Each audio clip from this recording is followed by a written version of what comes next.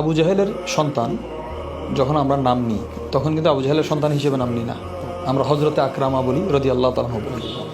তদ্রুপ হজরত আমির মুআবিয়ার সন্তানের বেলায় যখন আসি যে ওনার ছেলে বলেই আমরা ছেড়ে দিচ্ছি এমন না, অথবা কারো বিদ্বেষ না, এখানে কারো বিদ্বেষ কাজ করবে না, শুধুমাত্র আমাদের আকীদার ওয়াফাদারিটা হচ্ছে এখানে বড় বিষয়।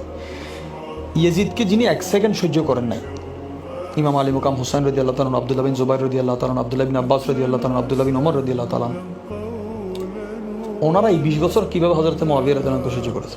হজরত আমির মুআবিয়া রাদিয়াল্লাহু আনহুর ব্যাপারে মাওলা আলী শের খোদার জন্য একটা ফতোয়া আছে যে এই লা তাসুব্বু মুআবিয়া, তোমরা গালি দিও না, এবং ও আহলে শামকেও গালি দিও না, কারণ তাদের সাথে আমাদের একটা আত্মীয়তার সম্পর্ক আছে।